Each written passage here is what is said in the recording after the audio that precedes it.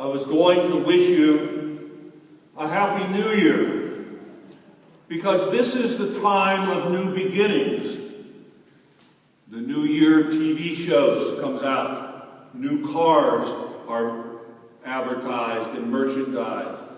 The new year for our football teams, and the beginning of a new school year. But in all of those new beginnings, how do we want to define ourselves as a community? And so the question comes up, what do we want people to say that Christ the Servant Parish is about? What is Christ the Servant Parish? And so we have three things. We have a challenge, we have a call to accountability, and thirdly, we need to be vulnerable. In terms of the first, the challenge. First of all, we know that God is present here. The Scripture tells us God is present. God locates God's self right here within this community. And we are the place where God dwells. We know that. We are the place where God dwells. The Spirit of God dwells within us. The Spirit of God has been given to you. The Spirit of God has anointed you. So God promises that God will be present and God will be encountered right here. And God is the witness to how we engage ourselves in community. And so God is not out there. God is not up there someplace nebulous. God is right here. God promises, I will be with you.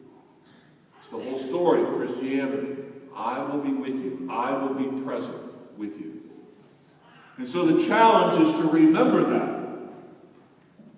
that. And the challenge is to be able to accept that we are the very presence and the dwelling place of God as a community. Then we're called to an accountability. How do we manifest God then? If God is present to us, how do we manifest God to the world out there? How do we reveal the very presence of God or who God is for this 21st century? How are we going to do that? Somehow that's our responsibility, accountability. Our call to holiness, the way we live, is a responsibility of ours. And so we must be people who are holy. God calls us to a holiness of life. And therefore we need to be a forgiving community. We need to be a compassionate community. We need to be a sharing community. And just as Jesus tells the people in the gospel today of Matthew, they need to treat each other as he would treat them. What about the one who does wrong? What about the one of us who is not doing and living the holiness of life that we are called to live? What about that one of us who does not reflect the values of the Christian community? What does Jesus say? We should treat them like the tax collector or the sinner. So what does that mean? How do we interpret that then as a community? So we look around us. You look at your net, to your right and to your left. And I'm sure there's people that you can see, people maybe that you know, gossip, rumors that you've heard of people who just don't live the way Jesus wants them to live. So what does Jesus say? How are we supposed to treat them? Are we supposed to cut them off? Are we supposed to throw them out? Should we usher them to the entrance of the church and throw them out? Should we shun them? Some religions shun. No.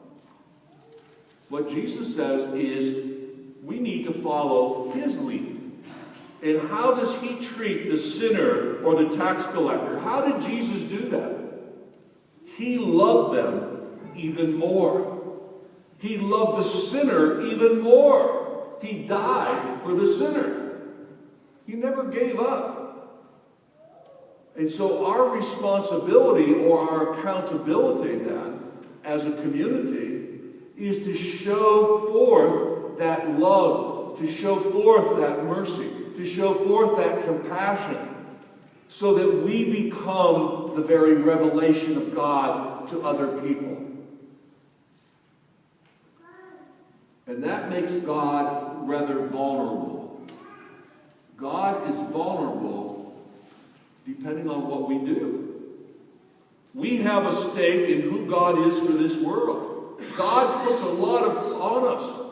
God depends on us. God counts on us. In the second reading today, we heard from the book of Romans, love one another as I have loved you. This is the commandment, to love one another. And so, during Mass we say give the sign of peace to each other. Now the sign of peace is much different than the greeting we do at the beginning of Mass, because the sign of peace is a pledge that God is here. The sign of peace is a pledge where we are taking a stand. Every one of us is taking a stand, and we are saying, in God's name, I am here. As I look at the world, as you look at the world today, somebody has to take a stand on God's behalf. Because religion itself can take all kind of forms, all kind of justifications for doing the wrong thing, all kind of justifications for hate and anger and discord in the world.